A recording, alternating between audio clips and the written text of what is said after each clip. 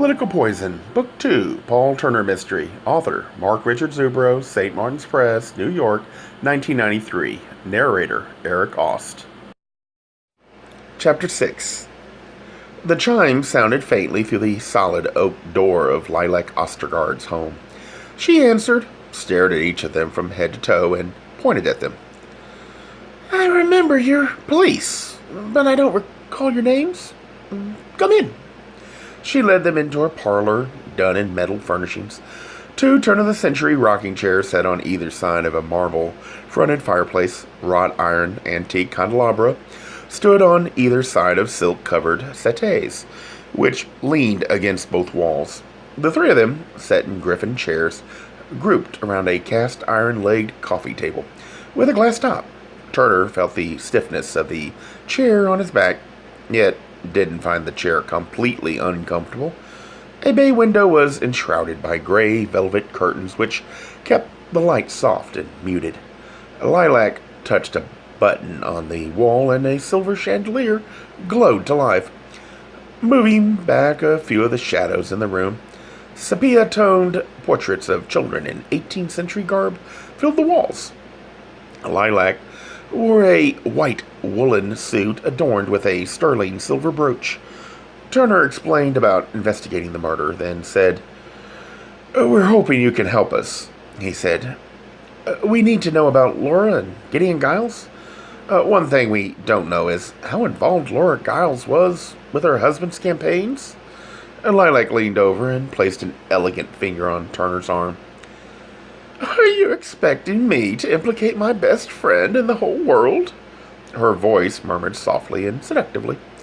Turner said, "We just want what you can tell us. We're afraid she could be in danger, as well as anyone connected with the Giles campaign." She eyed each of them in turn.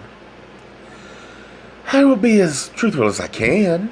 She leaned her head back, closed her eyes, and spoke without opening them. "Laura Giles and I grew up together on the near north side. We lived at Lake Point Towers. Sometimes I thought we were the only children in the whole building. We were wild devils." She laughed, opened her eyes, and looked at them.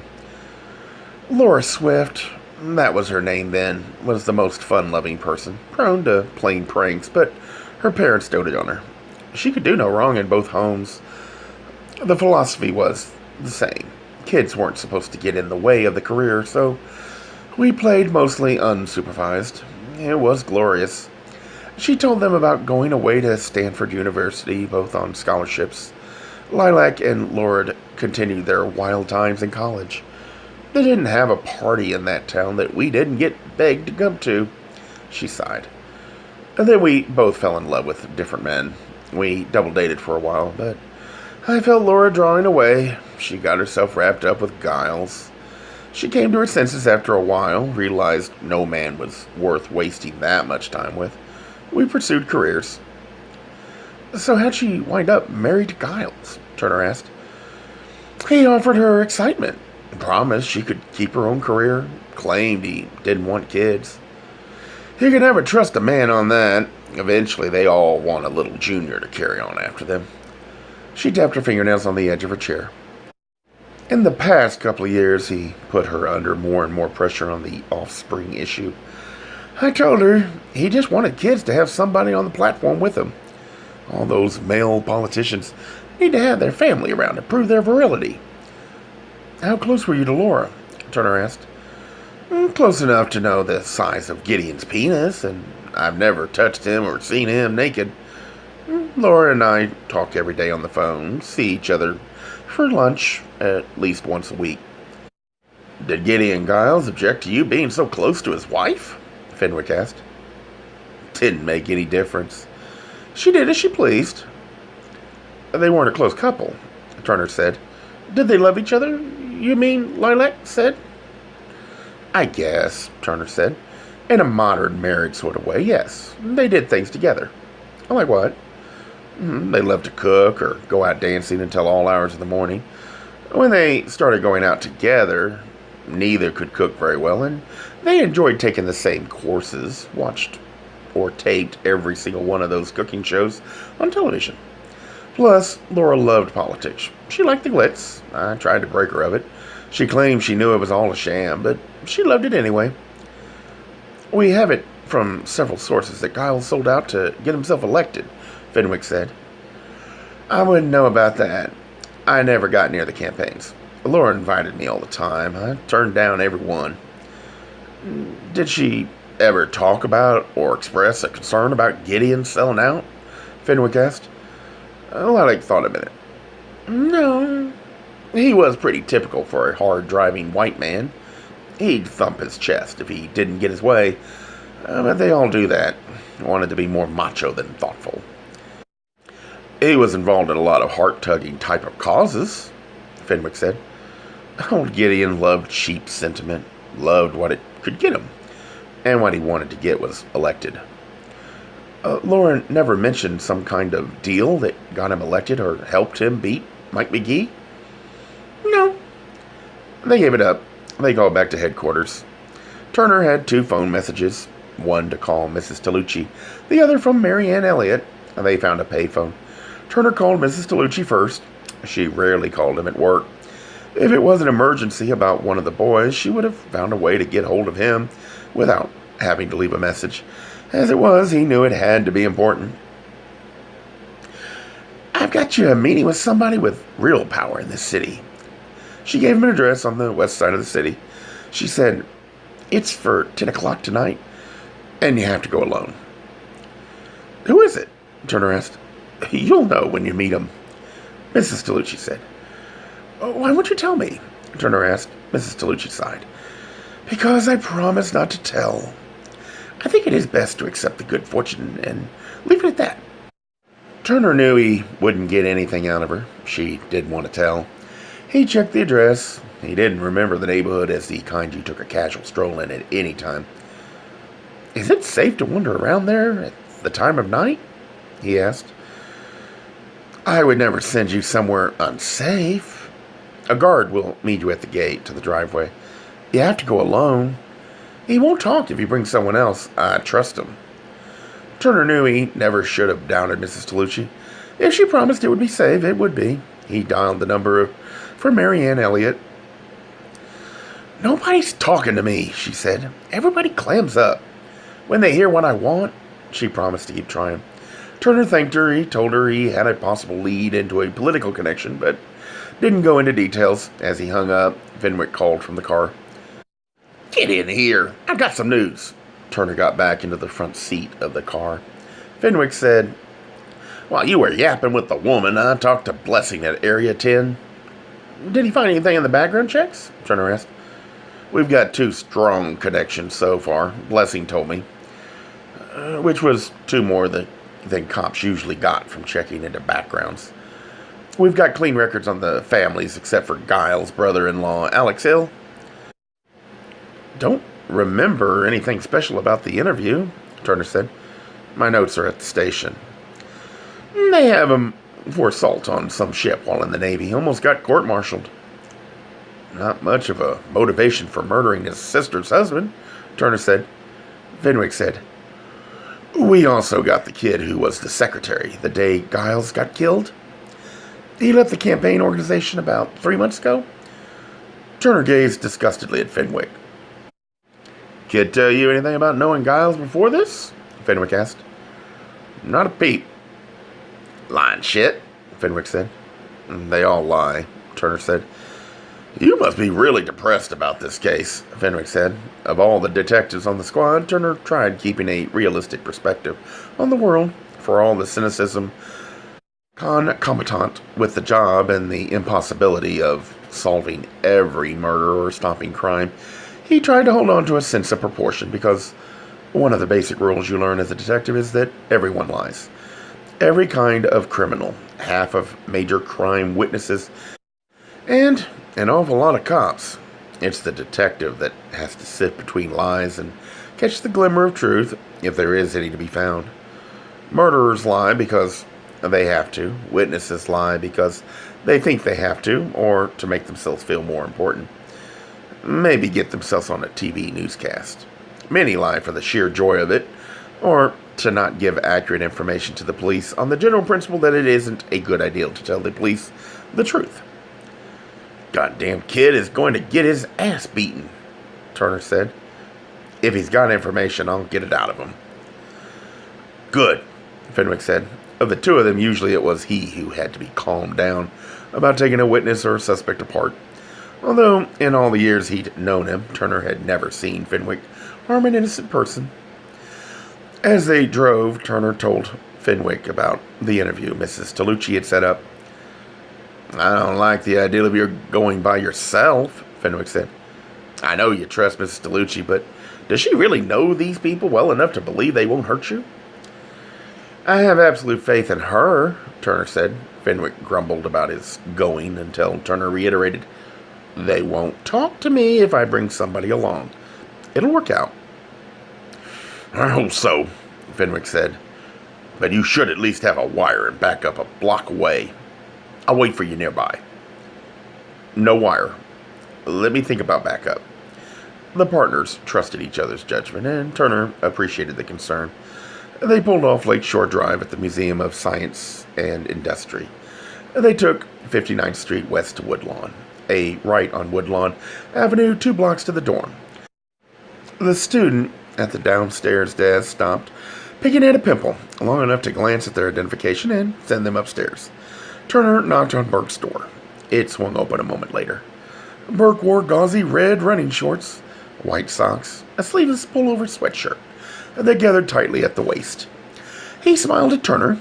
Fenwick barged past them into the room. Burke looked at Turner. What's going on? They stood in the middle of the room, facing each other. Turner said, You lied to me. Burke's face turned crimson. Turner found the change attractive in an abstract way. He was pissed. About what? Burke said. Cut out any kind of shit, kid, Fenwick said. We don't like smart-ass kids who lie. We want some answers, and they better be what we want. The kid looked to Turner, but the cop said, Sit now. Burke slowly sat in his chair.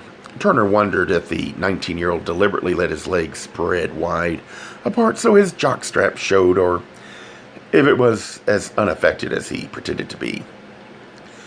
Kid, Fenwick said, you worked in Gideon Giles' campaign. You knew him before Tuesday when the murder occurred. You never mentioned it. We want to know why. I didn't lie, Burke said at the furious look on Turner's face.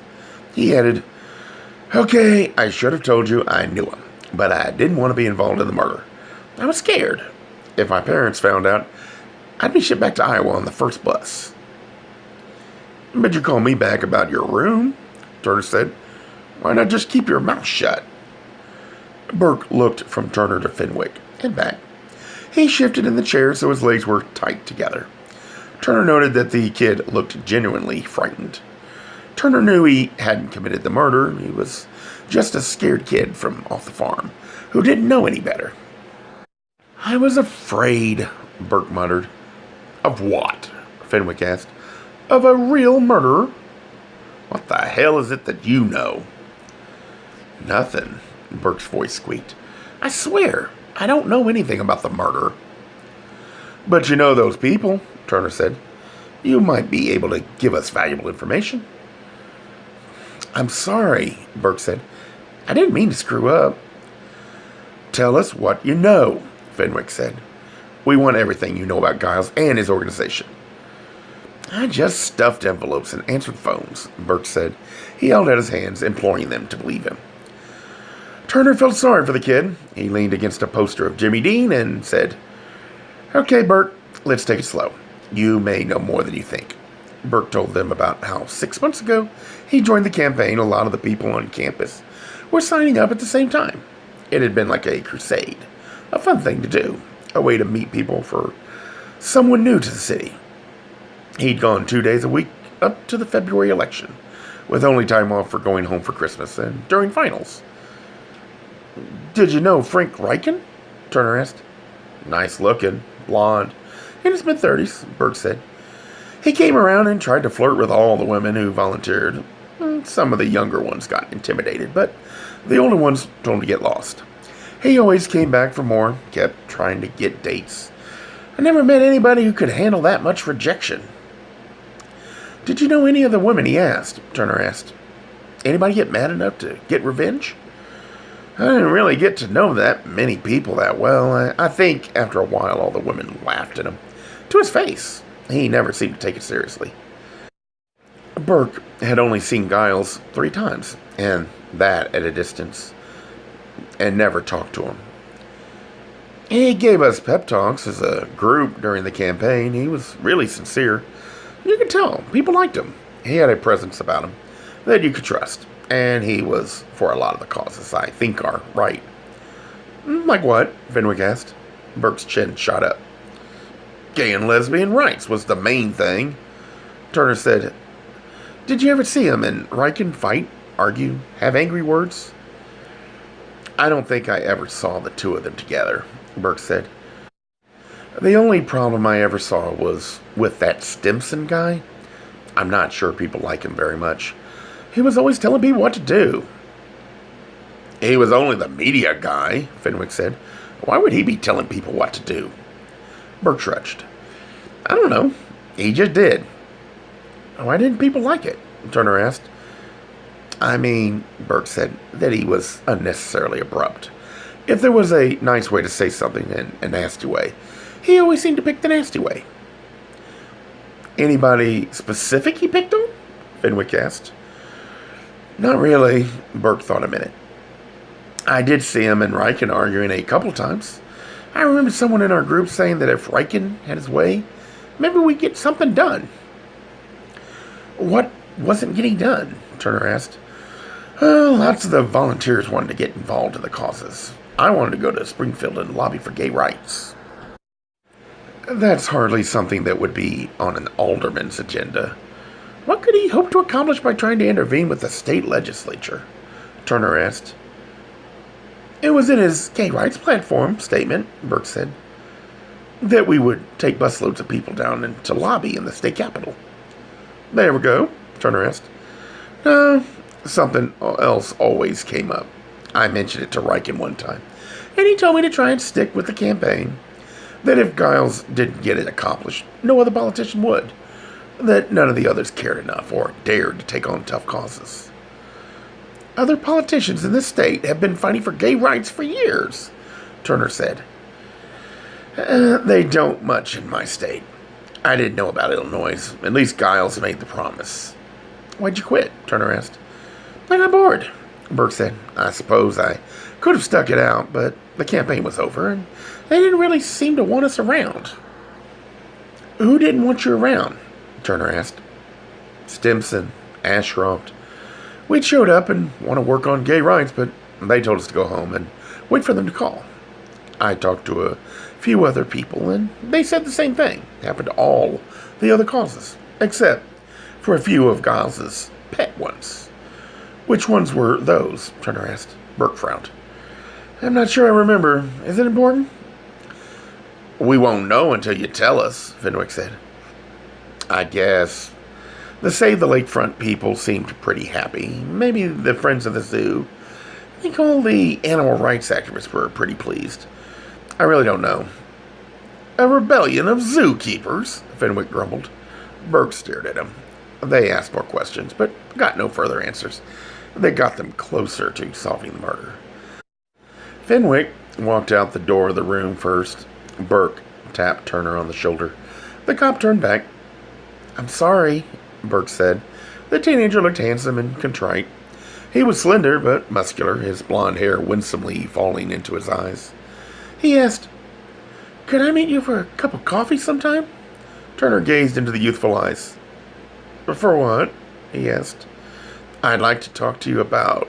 Burke hung his head. I'd just like to talk, he mumbled. Turner said he'd get back to Burke in about a time, but made no promises. The murder investigation would keep him too busy for days. What do you want? Fenwick asked as they strode past the Robbie house back to the car. He wants to get together for coffee. Fenwick stopped and said, He's got a crush on you. Turner shrugged. Maybe. I am an insensitive white heterosexual male, and even I noticed the looks he snuck at you, Fenwick said. I wasn't going to say anything because I figured you weren't interested. I'm not interested. I don't date kids. I like guys my age. Ben is more than enough, besides which, I love him. By meeting with the kid, you'd be encouraging him, Fenwick said. I didn't encourage him. He's a suspect in a murder case. If he wants to talk, I'll talk. If he wants to have sex, he'll have to find someone his own age. In the car, Fenwick said, Let's try back at the 5th Ward office. Some of those idiots have to have realized something was wrong. We need to lean harder on them. Turner agreed, but when they got to the ward office, it was closed. They returned to Area 10 headquarters. Outside, they saw 2 separate minicam trucks from local television stations. Bright lights shone on reporters, taping for the late news. One of the reporters recognized Turner and Fenwick and came rushing over. Her rush to them spurred the interest of the other crew. In second, lights, microphones, and inquisitive reporters blocked their way into the station. Turner recognized a few of the regulars on the crews by sight. Often, given the high-profile murder cases to solve, he had gotten to know some of them. The reporters shied away from Fenwick. He was known never to give information, and to become nasty if pushed. Turner never told them anything he shouldn't, but he was friendly with them, and they liked to put him on the news because of his good looks. A needle-nosed blonde reporter asked him if they had any leads. Turner gave her a smile and a blank quote. She looked frustrated, but before the pack could move in for more, Turner and Fenwick edged into the building. Inside, they met with the case sergeant, the commander, the other detectives on the squad, and with the people doing background checks. They told the commander about the reporters. He said, They've been hanging around all day. One of those idiots has made it a crusade. They're already talking about a Chicago-style cover-up. He claims that somehow we're going to suppress the identity of one of the most notorious killers in the city in years. If I'd known you were coming back, I'd have found something to keep them busy. You don't need this kind of nonsense. Although, I gotta tell you, the pressure is enormous. We've got national publicity coming down on us. 60 Minutes plus one other national television news magazines called. Giles wasn't really big time nationally, but that media consultant Stimson had an enormous national reputation. They want reports, information, and access, especially to you guys. Dumb fuck, Fenwick said. I'll keep them away from you as best I can, but this is bigger than anything I've handled as long as I've been here. The commander shook his head. Any progress? They told him all they'd done. He gave them a few suggestions, all of which they'd already tried, but wise in the ways of the hierarchy, they didn't tell him.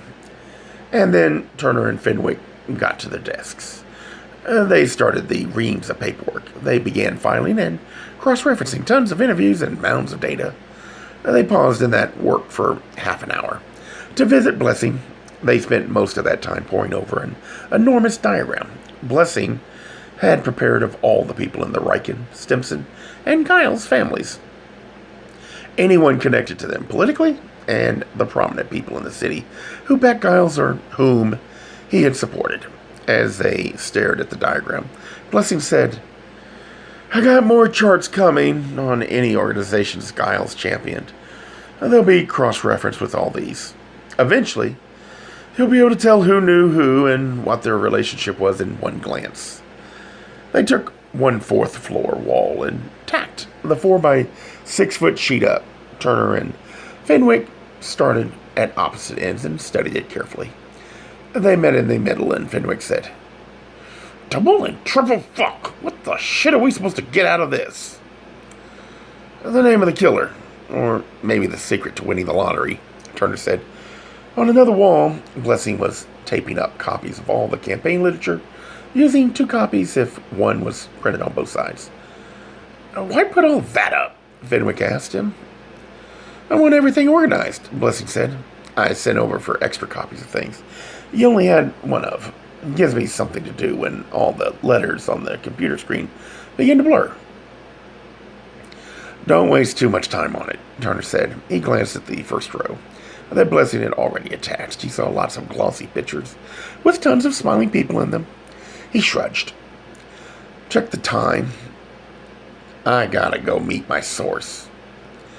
What about backup? Fenwick asked. If it's fatal, whether you're here or a block away, I'd be dead before you could get to me. Forget it. Be careful, Fenwick warned. Keep your radio handy and your gun close by. Call as soon as you're done. I'll be here. Turner took Wells Street north, turned left onto the beginning of the Eisenhower Expressway, drove under the main post office, and headed west. He got off the expressway at Sacramento Avenue. He drove 4 blocks south to Polk Street and turned west. A few blocks west, and he stopped outside. An anomaly. The quiet street lined with trees had mostly 3 flats, gray stones, or frame houses. In the middle of the block, 3 bungalows stood side by side. Out of place, well lit, neatly kept, and fenced in. In this poor neighborhood with boarded up buildings and vacant lots well in evidence, this was more than an oddity. Turner parked in the driveway that led to an opening in the fence. He didn't see anyone. He surveyed his surroundings carefully. This wasn't a neighborhood he'd choose to be caught in unprepared. He checked his gun and radio, then left the car. As soon as his feet touched the pavement, bright lights shone on him. The porch light of the house flicked on, and 3 snarling Doberman pinschers raced around the corner of the center house. A 6'6", well over 250-pound man descended the steps and lumbered toward him. Turner felt the cool spring breeze touch the back of his neck. He walked to the gate. The man said nothing to Turner. He quieted the dogs, unlatched the gate, and motioned Turner to enter. I'm here to talk to the man's rough voice interrupted. We know why you're here, and you're expected. Turner was curious. How do you know I'm the right guy? If you were the wrong guy, you wouldn't get out of here alive. Oh, Turner said. They crossed the clipped lawn. Turner observed well-tended hedges, and in the bright lights still shining from when they turned to focus on him, he saw well-preserved homes. The paint recent, the dark maroon bricks cleaned and scrubbed. The man led Turner quickly through the house and to the basement stairs. Turner's brief view showed him a living room filled with furniture, enshrouded in plastic coverings. At the top of the stairs, the bulky factotum faced Turner, thumped a beefy finger into the cop's chest, and said, You shouldn't be here. If it was up to me, you'd never leave. Before Turner could respond, the man turned his back and began stomping down the steps. Downstairs, Turner walked into a comfortable room, dark wood paneling, a gold deep pile rug, brass lamps on teak end tables, cloth armchairs, a rocking chair, a 7-foot sofa, and a white ceiling. Pictures of sporting scenes covered one of the walls. The others were bare. On the sofa sat a tiny, shriveled-up old man. Turner had never seen so many wrinkles on a human being. The man's cheeks sagged almost to bloodhound length. Forgive me for not rising, he said. Turner could barely hear the voice. Want me to take his gun, boss? Turner's escort said. The man waved him away, then smiled at Turner. The cop saw 2 gray teeth and pink gums, and I hope the guy didn't make a habit of smiling at him. And I'm sure he doesn't have a wire, the old man said. You may leave us. The Hulk left. Turner had recognized the man instantly. Even in his old age, the face was unmistakable. This was Giovanni Parelli, ex-Alderman, a reputed mob boss, and, in his day, one of the most feared men in the city. Mrs. Tolucci loves you, the aged voice said. Says you have 2 nice boys. You're a good father. I like that. Turner waited. Pirelli couldn't have weighed more than 100 pounds. He wore a long-sleeved white shirt buttoned to the collar, but no tie. A gold wedding ring gleamed on one of his withered and age-spotted hands. She wants me to help you. He chuckled and smiled again. Rose Tolucci, The voice became softer and more distant. We grew up together. I introduced her to her husband. Good man. But it was a mistake. I thought I had a chance for her myself. But after they met, she only had eyes for Frank. He patted one hand with the other. I've known Rose since I was 3 years old. Pulled her pigtails when I was 5. He laughed. She didn't run to her mother. She slapped me so hard my ears rang for a week. I've never been able to refuse a request of hers. She's a good friend, Turner said. Borelli said, a great lady, and I can refuse her nothing. My wife died in an accident. Rose was a second mother to my 5 children. She is a saint. And she says you don't understand several things about this murder. I'll do what I can to help. Young man, he smiled again. I don't understand the politics of the 5th Ward in connection with the killing, Turner said. I knew Vito Marzolo, Jack Avery, all the old-time politicians. Now, fewer and fewer people remember them, but I still have connections, and the old wheel spins around and comes up the same. Turner said, I don't understand. Dirty tricks, Turner said. Everybody knows Nixon didn't invent them. We've had masters at the art of making the other guy look bad since the first settlers did the trick on the Indians, when this was all still prairie. I don't get, Turner began. Burley waved his hand at him. You need to be silent and listen. Turner shut up. Do you remember the Red Squads? Pirelli asked. Turner nodded. Back in the 30s and 40s, the Chicago Police Department began spying on suspect, mostly left-wing groups. This accelerated during the McCarthy years. In the 60s, they infiltrated the anti-war movement. They were accused of sending agent provocators into the organizations. A suit was filed to make the police stop the spying and any other activities. After many years, a judge ruled against the police. Even in the 90s, the consent decree still held that said they weren't supposed to do such things.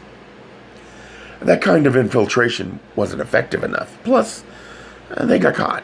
We found another way. Most of the people in the groups who wanted change in this city were made up of wild-eyed fools who couldn't have run a meeting, much less made a success out of a cause. But they mastered the art of catching the press's eye, and the powers that are in the city don't like fighting their battles in the full glare of the media. The 6'6" man appeared with a glass of chalky liquid. Pirelli asked if Turner would like something. The cop said no, thanks. The old man took several gulps and left about half the liquid unconsumed. Doesn't even taste bad anymore, he said. I hope you aren't ill, Turner said. My internal organs have been trying to shut down for decades. I'm surprised I'm still alive. He gave several soft chuckles. The guard servant left. So we had to defuse these people. The chaos in the groups was obvious. We needed to feed that. We'd get people into their organizations who were masters of bringing up divisive issues. If a group was mostly white, we'd embroil them in issues of lack of race representation, playing on the guilt of white people. No, mind that black people didn't want to be part of their organizations, or hadn't even heard of them. Same tactic with women's equality. Our people were always the biggest supporters of equal representation of men and women. Equal co-chairs, vice co-chairs, shared treasurer, and secretary duties. One great way to fight over who to accept funding from. Was it pure to take money from suspect sources? He chuckled for a minute. That was my particular favorite. The mischief we could make would be endless. We'd get the group so embroiled in side issues that had nothing to do with their basic cause, they'd never get anything done. The brightest and most eager people would give up. Our opposition crippled. We'd have many fewer problems. Turner wasn't enough of a realist to know that politics in Chicago had never been like an afternoon tea with the Queen of England, but Pirelli's cynicism bothered him. He swallowed a comment, but wasn't able to mask his disapproval completely. Pirelli caught the look and said, "What you'd really like to say is that you're shocked and appalled." The old gray eyes searched his. Admit it, young man. You think this is a horrible way for democracy to work. I'm just trying to solve a murder. If I got involved in every political or emotional side issue, I'd never get anywhere. A sensible answer. But, Turner began, and the old man chuckled. Turner continued. You couldn't be sure of being effective with every group, and it would take enormous resources. Turner said. Pirelli mused for several minutes, then said, we could be fairly sure, because we co-opted all the other do-gooders. The resources part was easy. Wise political pundits have declared the Chicago machine dead for many years. The crinkled old face gave another awful grin. Those of us in the know keep our mouths shut. We've got a lot of the old guard and a few new ones. We've got plenty of people to call on for all the upheaval of the past few years. Remember the person who's won the Democratic primary has won the mayor's office for over 50 years. But Giles was against the party, and he supported all the reform causes, Turner said. He must have been a huge threat to the organization, who would be powerful enough to, or have sufficient money, to influence a ward election. We can't find any evidence of any of the groups Giles backed, or who supported them, being rich or powerful, or connected enough to cause him to win. Even Mike McGee may have been a maverick, but he still had enough sense to not go too far. He was still the one passing out the jobs and favors. Yeah, old Mike knew what was best. Pirelli took a few more sips of the chalky white liquid, pulled out a starched white hanky, and dabbed at the corners of his mouth. He said, the reason you can't figure out who the powerful and rich people are who supported Giles is you're looking in the wrong place. You haven't understood what I've been trying to tell you. You're assuming the Democratic Party would be against him. That's your mistake. First of all, no individual group has enough clout to overthrow a sitting alderman, not without a major change in the ward's racial or ethnic population, or barring a major snowstorm.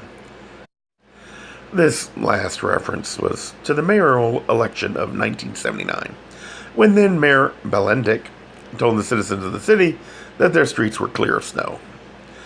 It was a tough winter with record snow, and the good citizens could look out their windows to their lawns, cars, and streets buried in drifts of white.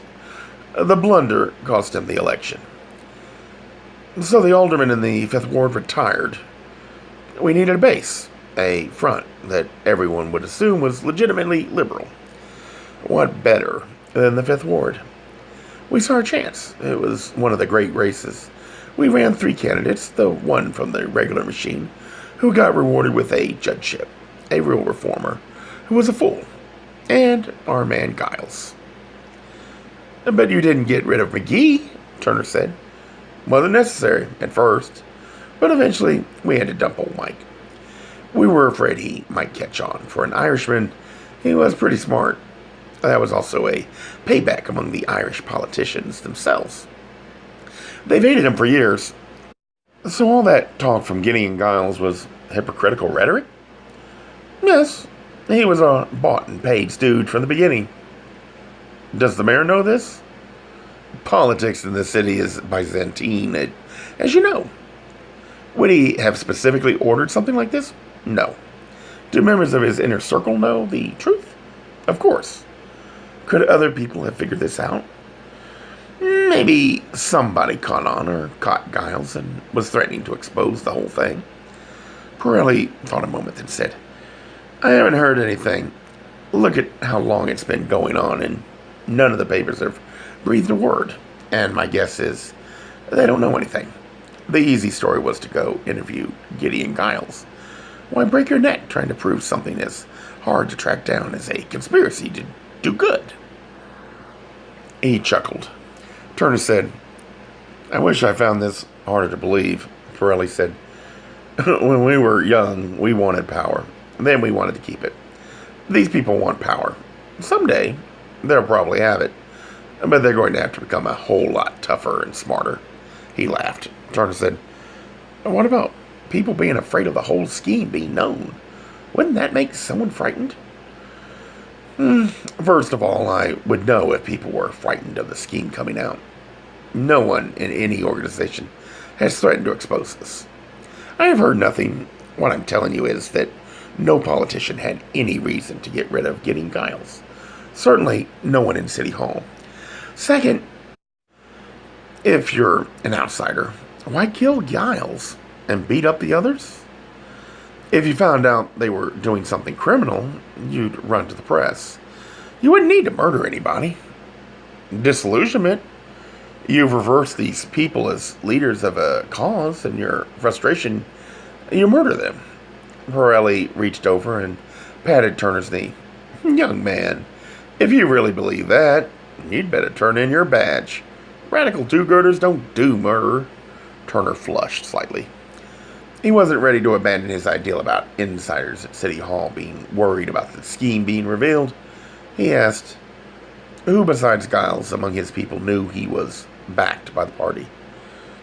I believe it was just him. If someone in Giles' organization found out and they confronted him, wouldn't Giles be more likely to try and do something to him rather than someone do something to Giles?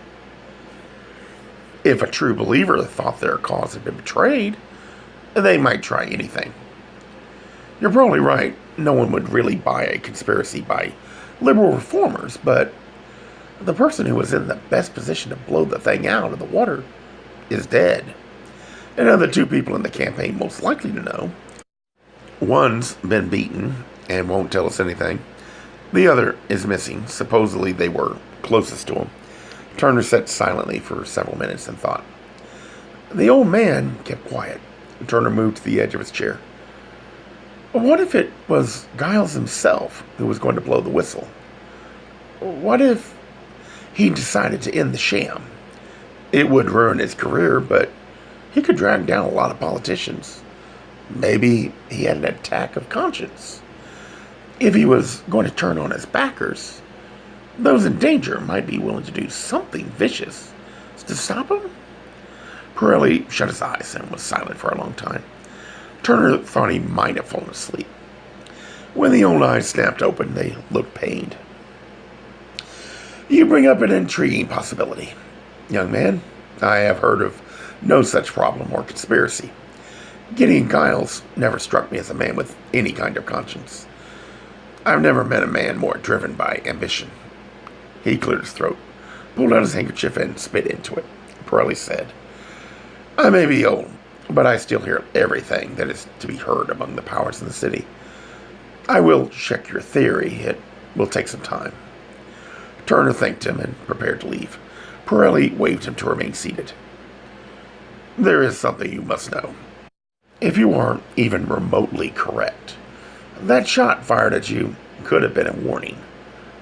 Rose was quite angry about that. I don't control such things. I cannot guarantee your safety, but I will do what I can for her sake to protect you. The situation is volatile. People might want to prevent what you might uncover from coming out. Frankly, that shot is the main thing that leads me to think there might be something behind your ideal. When Rose told me about the shooting, I assumed it was random violence, but I checked. I was not told it was to warn you off. I will talk to people again. I'm not so old that they can lie to me with impunity. I advise you to be careful. If I have been lied to, then I have a problem. But you need to be extremely wary. They may or may not be capable of murder to prevent a conspiracy coming to the light of day, but they would be happy to frighten you from telling the truth. Gideon may not have been murdered to shut him up, but people could want to be sure you aren't a loose cannon. I'm a cop, Mr. Pirelli. I'm going to do my job. I have to solve this murder just like any other. I won't hold back. Pirelli smiled at him. Just be careful. Take it as a well-meant warning. I will do what I can for you. The bodyguard met him at the top of the stairs. I can see myself out, Turner said. The man mumbled and walked out to the gate with him. The man watched Turner unlock his car as the cop opened the door. The guy said, If you ever come back here, you will be sorry. People can disappear in this city. Turner stared back for a moment, but said nothing. He used his radio to call Area 10. He left a message to tell Fenwick to go home, and they'd talk in the morning. Nothing could be done tonight. Pirelli would never tell him who his sources were, much less let him interview them. Turner wasn't ready for taking on the most powerful politicians in the city. Supposedly, the police department was much less political than it was before. O.W. Wilson cleaned it up back in the early 60s. But one cop didn't have much chance against the power that could be mustered against him. If the politicians were behind this, he could be in deep trouble. He eased his car into his driveway. It was nearly 11:30, and the lights were out in Mrs. Tolucci's house. A lamp burned in his living room. Paul could see Ben Vargas reading a magazine. Ben stood up as Paul walked in. Ben was one of the few people Paul was aware of who still wore pajamas, at least the bottoms. Ben never wore the tops. Paul hugged the hirsute chest and gave him a kiss. "What are you doing here?" he whispered. "You're not glad to see me?" Ben asked. Delighted, but surprised. "I had to stop at Mrs. Tolucci's tonight. One of her daughters had some trouble with a car, and I came over. You'd given Brian permission to stay over at a friend's house to study. Mrs. Tolucci claimed a family emergency had come up, and she had to go out, so she asked if I could look after Jeff and wait for you to come home. I think she may have been fibbing. She uses any excuse to get me to stay over here, especially to be with the kids." "She's an old matchmaker," Paul said. "She won't be happy until we officially get married." "I look silly in a white veil," Ben said. "But you look very sexy in a tux," Paul said. They held each other and kissed. "Let's go to bed," Ben murmured. Paul checked on the peacefully sleeping Jeff, then joined Ben. The pajama bottoms didn't stay on long. Gay Mysteries audiobooks. I think it is easy to hate a label, but a face humanizes the word. So this effort is twofold: to offer comfort to those like myself that your world didn't end because you don't fit into the view of acceptable society on both sides, and in hopes of helping those with family that are LGBTQ, that it doesn't mean we are aliens from the child they once knew. Reassure them so they can maybe be supportive at the same time, being true to their values.